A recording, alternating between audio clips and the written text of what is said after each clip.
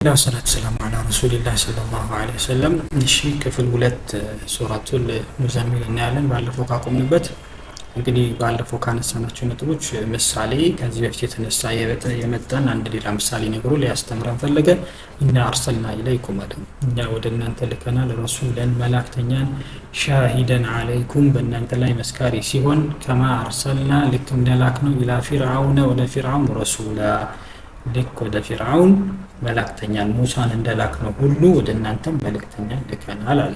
እዚህ ጋር እንግዲህ ለኔ ተዋቸው ካለ በኋላ ወዘርኒ ወልሙከዚቢን ኢብኑ አሹር እዚህ ጋር ጥሩ የሆነ ነገር ያነሳሉና ለኔ ተዋቸው አለና ቀጥታ ወደ እነሱ ዞሮ ሁለተኛ መደብ አድርጎ ማውራት ጀመረ። ኢና አርሰልና ኢለይኩም ወደ እናንተ ቀጥታ የመካ ቁረይሾችን ቀጥታ ወደ እናንተ ልከናል አለ።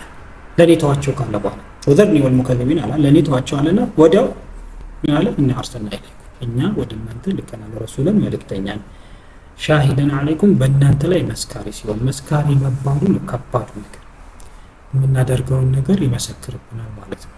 ድርጊታችን ከማ አርሰልና ልክ እንደላክነው ኢላ ፊርዓውን ወደ ፊርዓውን ረሱላን እዚህ ጋር እንግዲህ ነብዩ ሰለላሁ ዐለይሂ ወሰለም ከሙሳ ጋር የቁረይሾችን ደግሞ ለናማ ያላቸውን ከፊርዓውን ጋር ነው ማለት ነው እንትን ያላቸው እንትን የሰራው ዝምድናውን የሰራው ማለት ነው። ስለዚህ መስካሪ ያለብን ስንባል ስራ ላይ ጠንከር እንድንል ተፈልጓል ማለት ነው እና በየቀኑ የምንሰራቸው ስራዎችን ተደብቀንም ይሁን በግልጽም ይሁን የምንሰራቸው ስራዎች ነው ይመዘገባሉ። እና አሁን ምሳሌ ለፊርዓውን አላህ በጸጋ ተረፍርፎታል። ወሊና አማን አይደል ፊርዓውን ልክ ወሊና አማን ነው ፊርዓውን በጣም ተትረፍርፏል። ግን ወሊና አማ ሆኖ ያንን ነገር አልተጠቀመበትም። ሲቢተኛ ነው ያደረገው እውነታን የማይቀበል ነገር የጋረደው ወይ ለውጥ አልፈለገም። በዛ ሁኔታ ላይ ተለውጦ ያለበትን ሁኔታ መቀየር አልፈለገም። ስላልፈለገ መቀየር ባለመፈለጉ ምክንያት የደረሰበትን ነገር ደግሞ ቀጥሎ ሊነገር አሳ ፊርዓውን አለ።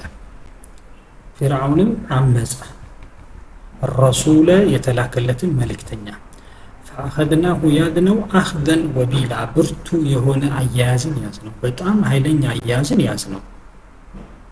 ምን ማለት ነው? እዚህ ጋር እናንተንም ብርቱ አያያዝ እንይዛችኋለን ማለት ነው። በሌላ አነጋገር የምታምፁ ከሆነ የተላከው መልእክተኛ የምታምፁ ከሆነ ስለዚህ እንግዲህ አላህ ነብዩ ሰለላሁ ዐለይሂ ወሰለም ከሚከተሉትና ከሚሰሙት ያደርገን ማለት ነው። ስለዚህ ፊርዓውን የሰጠውን አላህ ከመቀበል ይልቅ የተሰጠውን ነገር አክብዶ አየ። የተሰጠው ንግስና የተሰጠው ገንዘብ ከሰጠው አላህ አስበለጠው። ሰጪውን አላህ ከመቀበል ይልቅ የተሰጠ አሁንኛ ችግራችን ይሁን ይሄ ነው ማለት ነው። እኛ አማስ ነው ምንድነው ችግራችን? የሰጠንን አላህ እንረሳና የተሰጠንን ጉዙን ነገር እናመልካለን። ስለዚህ ይሄ ደግሞ ምንድነው? በሙሳ ከመሸነፍ አላዳነው። የተሰጠውን ነገር ያመለከው ሰጪውን ባመለከው ተሸነፈ። የተሰጠውን ነገር ያመለከው ሰጪውን ባመለከው ሙሳ ሰጪውን ያመለከው ፊርዓውን የተሰጠውን ያመለከው። ስለዚህ ማን ያሸንፋል? ሁሌም ሰጪውን የሚያመልከው ያሸንፋል። የተሰጠውን ነገር የሚያመልከው በዱንያ ላይ እንኳን ምንም ሳይሆን ያለፈ ቢመስለን አኺራ ላይ ያሸንፋል። فكيف تتقون እንዴት ትሆናላችሁ ኢን ከፈርቱም የካዳችሁ እንደሆነ የውመን ያንን ቀን የጀዓሉ الولدان شيبا ያ ቀን ደግሞ ምን የሚያደርግ ነው? ህፃን ልጅ እንኳን አሁን የተወለደ ህፃን ልጅ ሽበታም የሚያደርግ ቀን እንዴት ትሆናላችሁ? አሁን የምትክዱ ከሆነ እንግዲህ የነገሩን ክብደት ሊያሳየን ህፃን ልጅ እንትን የሚሆንበት ቀን ማለት ህፃን ይሄ ነገሮችን እንደዚህ እንዲሸብት የሚያደርገን እኮ ምንድነው? የሚያስፈራ ነገር ሲኖር ከባድ ነገር አቅማችን የሚሆን ነገር ሲኖር ማለት የሚያስፈራው ያ ቀን አስደንጋጭነቱ እንግዲህ ህፃን ልጅ አሁን ምድር ላይ ስናየው ምንም ያስደነግጠው ምንም ያስፈራው ምንም ያሳስበው ነገር እኮ የለም። ይህ የሚያሳስበው ነገር የሌለበት ህፃን እንኳን ያን ቀን በዛ ቀን ይሸብታል ካለ ነገሩን ክብደት እንድንሰጠው ፈልጋል። ያን ቀን እስቲ ምን ይወጣችኋል? ምን ውስጥ ትገባላችሁ አሁን የምትክዱ ከሆነ? ስለዚህ ምንድነው ማለት ነው የዚህችን ቀን ጥንቃቄ በጣም ምን ማድረግ አለብን? መጠንቀቅና ራሳችንን ማዘጋጀት አለብን ማለት ነው። እንግዲህ ከዛ ቀን ትዕይንቶች ደግሞ ከሁሉም አስፈሪው ትልቁ አሁን ላይ ምድር ላይ ሌሎች ነገሮች ለምሳሌ የመሬት መንቀጥቀጥ ምናምን በትንሹም ስለምናይ ቅድም የመተርጅፉል አርዱ የሚለውን ነገር የመሬት እንትን የሚሉት ነገር በተወሰነ መልኩ ምናልባት ተራራውን እንጂ እናውቃለን። ሌላኛውና ከባዱ ነገር ደግሞ አሰማው ሙፈጢሩ ቢህ ሰማይ በዛ ቀን ደግሞ ተሰንጣቂ ነው፣ ይሰነጠቃል። ሰማይ እንግዲህ ሲሰነጠቅ አይተን አናውቅም አይደል?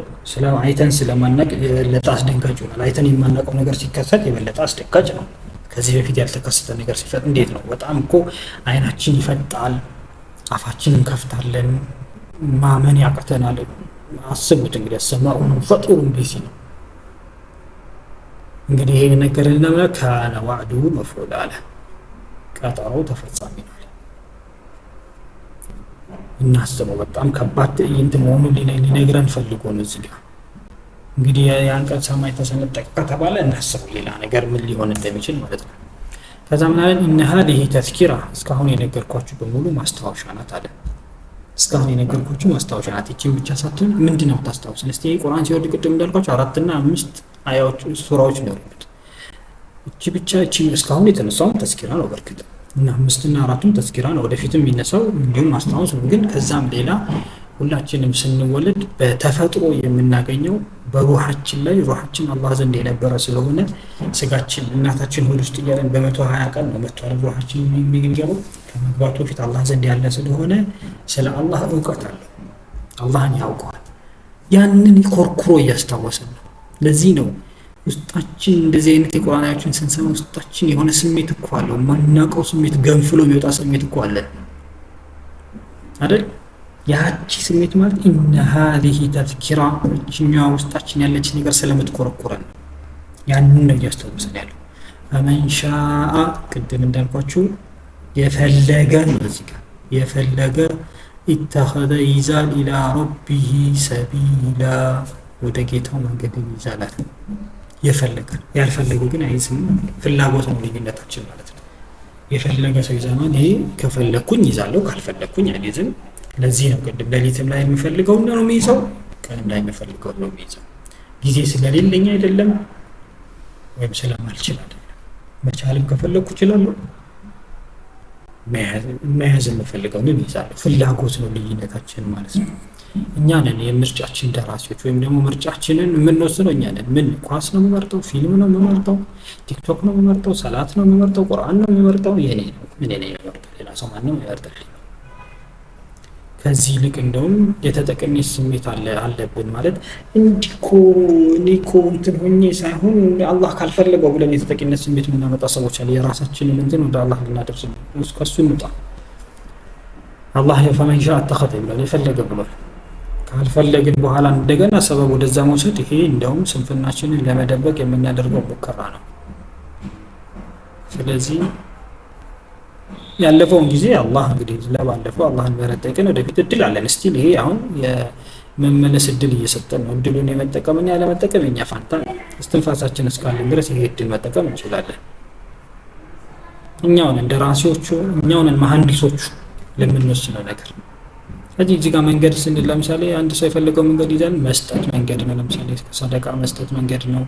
ቤተሰብን ማገልገል መንገድ ሲባል ብዙ አይነት መሆኑን ስለሚሰላ ሲል በአንድ አይነት መንገድ ሁላችንም መሄድ አለብን ማለት አይደለም። ብዙ አይነት ኸይር ስራዎች አሉ። አንዳንዶቻችን በመስጠት በጣም ጎበዞች እንድንሆን፣ አንዳንዶቻችን ቤተሰባችንን በማገልገል በጣም ጎበዞች፣ አንዳንዶች ህብረተሰብ የሚጠቅም ስራ በመስራት ጎበዞች መሆን፣ አንዳንዶቻችን ስራ ራሱ ለቤተሰባችን የምንለፋው ስራ ራሱ ንያችንን ካሳመርን እሱን ቤተሰብ መቀለል፣ እናታችን፣ አባታችን፣ ልጆቻችን፣ ሚስታችን እንዲሁም ሌሎችን ከወንድም እህት፣ ሌሎች ጎረቤት፣ ሌሎች አዝማዶቻችን በምንችለው ማድረግ ይሄ ራሱ ትልቅ አገልግሎት ነው። እነዚህ ምንም አያስፈልጉም እየተባለ አይደለም። እነዚህ ነው በድብቅ መስገድ ብዙ ነገሮች አሉ። ይሄን ሁሉ ስናደርግ አላህ ከኛ ፍጹምነት አይደለም የሚጠብቀው፣ በቅንነት መስራት እንደሚፈልግ ቅኖች ሆነን እንሰራ ነው የሚፈልገው። ፍጹምነት አለ፣ እንሳሳታለን። ከስህተታችን ግን ተመልሰን ስህተታችን ላይ እንድንቆይ ነው የማይፈልገው። ስህተታችን ላይ እንድንቆይ ነው እንጂ መሳሳታችን አይደለም። እስከዛሬ የተሳሳትን ይምረናል። ምንም ይሁን በትንሽም አንድ ሐዲስ አለች ስንዝር የቀረበኝን ቀርበዋለሁ የሚል ክንድ ቀርበዋለሁ የሚል አለ። በቃ እኛም መሞከር ትንሽ መሞከር ነው። የሚጠበቅብን ማለት ነው። ከዛ በኋላ ምን አለን አላህ እንግዲህ አሁን እስካሁን ከነበረው አንጻር የሆነ እውቅና ይሰጠንና ከዛ እውቅና ተነስቶ ደግሞ ትንሽ ማቅለያዎችን ሊያደርግ ኢነ ረበከ ያዕለሙ አለ ጌታ በእርግጥ ያውቃል አነከ ተቁሙ እንደምትቆም አድና ሚን ሱሉሰይ ሌይሊ ከሌሊቱ አድና ማለት የቀረበ ወይም ደግሞ አፕሮክሲሜትሊ በሉት ሚን ሱሉሰይ ሌይሊ 2/3 ከሌሊቱ ነው ንስፈሁ ግማሹን ወሱሉሰሁ ወይም 1/3 አለ እንደምትቆም ምን ማለት ነው ያውቃል ማለት ምን ነው እውቅና እየሰጠ ነው ለምሳሌ ስራ እየሰራ አለቃ ይመጣና የሰራውን ስራ አውቃለሁ አለ አፕሪሺየት ለማድረግ ፈልጎ ማለት ነው አፕሪሺየት እዚህ ጋር የተፈለገው አፕሪሺዬሽን ነው አላህ የምትሰሩትን ስራ ያውቃል እንደሚያውቁ እኮ ያውቃሉ ግን እዚህ ጋር የተፈለገበት ምንድነው አፕሪሺዬሽን ነው ማለት አፕሪሺዬሽን ማለት እያመሰገነ ወይም የሰሩትን ስራ እያወደሰ ነው ማለት ነው ያውቃል አለ ከዛ ምን አለ ወጣኢፈቱ ሚን الذين معك ለእናንተም ሌሎችም ከሰሃቦችም ከነ አብረው የሚያደርጉ እንግዲህ ከበኋላ ከሚመጣውም ይሄን የሚያደርጉ አሉ ግን معك ስለሚል እዚህ ጋር ከነብዩ ሰለላሁ ዐለይሂ ወሰለም በዛን ጊዜ የነበሩት ብዙዎቹ ጣይፋ ማለት ብዙዎቹ ይሄንን እንደሚያደርጉ አላህ ያውቃል ማለት እውቅና እየሰጠ ነው የሚያደርጉትን ነገር እውቅና እየሰጠ ነው ማለት ቅድም እንዳልኳችሁ እያሞገሳቸው ነው ማለት ነው ስለዚህ ምን እንድናደርግ ፈልጓል ማለት ነው እኛም እንግዲህ የምናደርገው ነገር አላህ ያየናል የሚለውን እንደዚህ ጋር እንድናስብ የምናደርጋት እያንዳንዱ ነገር እያየን ነው እየሰገድኩ ነው ያየኛል ፊልም እያየሁ ነው ያየኛል ሌላ ነገር ቲክቶክ እያየሁ ምንም ነገር እያደረኩኝ ነው አላህ ያየናል እየመዘገበው ነው እየጻፈው ነው ማለት ነው ቀጠለና والله يقدر الليل والنهار ሌሊቱንም ሆነ ቀኑን የሚወስነው አላህ ነው አለ እንግዲህ ምንድነው የሚወስነው አላህ እንትኑ ይሄ መጠኑን የሚወስነው አላህ ነው አለ ለምንድነው ድግመታችንን ከግምት ውስጥ ማስገባት ፈልጎ ነው እዚህ ጋር ለምንድነው ቀን የሚረዝምበት ሌሊት የሚረዝምበት ጊዜ ስላለ እንግዲህ የምንቆምበትም ጊዜ እንደዚሁ አንዳንዴ 20 ደቂቃ አንዳንዴ 30 ደቂቃ አንዳንዴ 1 ሰዓት እንደ ሁኔታው ስለሚለያይ የሚወስነው አላህ ነው ስለዚህ አንዳንዴ ከፍ አንዳንዴ ዝቅ ቢልም ችግር የለውም አይነት ነገር علم أن لم تحصوا አለ አሁንም ደግሞ አወቀ ማለት እንዲሁም እንደሚከብዳችሁ ይሄ ማለት እንደማትችሉት ወይም ተከታትላችሁ እንደማትይዙት አወቀ ስለዚህ ምን አደረገ ፈታባ አለይኩም ከእናንተ ላይ ይቅር አለ فقرأوا ما تيسر من القرآن የቻላችሁትን ያህል ከቁርአኑ ቁሩ ማለት ያው እየሰገዳችሁ ማለት ነው ላይ እንግዲህ ግማሹ 2/3 1/3 ብለን ነበር እሱ ግን ለብዙ ሰዎች እንደሚከብድ አላህ ምን አደረገ ይሄን ከግምት አስገባና አቃለለ ማለት ነው ከዛ በፊት አያውቀውም ወይ የሚል ጥያቄ ሊመጣ ይችላል ግን አለማወቅ ሳይሆን እዚህ ጋር ሳይኮሎጂካል ኢፌክት አለ ሳይኮሎጂካል ኢፌክቱ ምንድነው እዚህ ጋር የፈለገበት ምክንያት ለምሳሌ አሁን እኛ ብዙ ጊዜ አንዳንድ ጊዜ ምን አለ ለምሳሌ አንድ ውሳኔ ወጣብን እንበለኛለን ለምሳሌ 10 አመት ታሰራለህ ተብሎ ወጣብኝና በጣም ደነገጥኩኝ 10 አመት አይ በቃ ችግር የለውም አንድ አመት ነው ባል እንደተፈታው ያህል አረል የሚሰማኝ እንደተፈታው ያልኩ ይሰማኝ 10 አመትን ስዬ ቁጭ ብዬ ስለነበረ መጀመሪያ ግን አንድ አመት ታሰራለህ ብባል አልቀበል ማለት እሱን ነበር አንድ አመት ሁሉ ይል ነበር ነገር ግን 10 አመት ተብሎ ወደ አንድ ሲወርድልኝ ምን ሆነ ሳይኮሎጂካሊ ምን ሆንኩ ሬዲ ነው ለአንድ አመቱ ከ10 ወረደልኝ የሚለው ነገር ገባና ምን አደረገ አንድ አመቷን አቀለልኳት እዚህ ጋር 2/3 ምና ተሰግደላችሁ አለና በጣም ይበዛል ብለህ ባሰብክበት ሰዓት በእርግጥ ሰርተውታል ሰሃቦቹ ግን በኋላ የሚመጣው ማምናም ከግምት ውስጥ ገባና እንደምንቸገር ስላወቀ የምትችሉትን አለ ግን እንዳትተውት ማለት ነው በሌላ አነጋገር እኛ ግን ችግራችን ትተነዋል ስለዚህ ምንድነው ያለንበትን ሁኔታ ከግምት አስገብቶ ምንችለው እንድናደርግ አዘዘን ሁሉንም ግን እንዳንተው ፈልጓል እኛ ግን ቶታሊ ኔታው ነው ጭራሽ ስለዚህ የቻለ ሰው አንድ ጁዝ ካልቻልኩኝ አንድ ገጽ 2 ገጽ 3 ገጽ 4 ገጽ 8 ረካ ማልችል ከሆነ 2 ረካ 4 ረካ አንድ ሰዓት ሙሉ ካልቻልኩኝ 20 ደቂቃ ይሄን ብሎ አደረገልኝ ማለት ነው ለምን አላህ የሚፈልገው ቀጣይ በየጊዜው እንዳደርገው ያን 20 ደቂቃውን በየቀኑ እንዳደርጋት የበለጠች ናት አንድ ቀን ወይም አንድ ወር አንድ ሰዓት ወይ 2 ሰዓት ሰግጄ ከማቆም 20 ደቂቃ በየቀኑ አመቱ ሙሉ ባደርግ ነው የሚፈልገው ቀጣይነቱን ነው የሚፈልገው ለምንድን ነው ቅድም እንዳልኳችሁ በየቀኑ ስለሆነኛ የምንገነባው የቀኑ ውሏችን በማታ ላይ ስለሆነ የተመሰረተው ማታ የምናደርግ በየቀኑ ማታ ካላደረግን አሁንም ቀናችን ነው የሚበላሸው። መሰረታችንን ነው እየናድን የምንሄደው። ሙሉ አመቱን ግን መሰረቴን የምገነባ ከሆነ በጣም ምን ሆናለሁ? ጠንካራ ሆናለሁ። ልክ ይሄ ስፖርት የሚሰራም ሰው አይተን ከሆነ ስፖርት ሲሰራ በየቀኑ ትንንሽ የሚሰራ ሰውና በሆነ ጊዜ እየሰራ የሚያቆም ሰው እኩል አይደለም። ትንንሽ ግን በየጊዜው ኮንሲስተንሲ የምንለው ነገር ማለት እሱ ነው የሚፈለገው። ከዛ እንደገና ምን አለ ዓሊመ አን ሰየኩነ ሚንኩም መርዳ ከእናንተ የሚታመሙ ሰዎች እንዳሉ ከግምት አስገብቷል።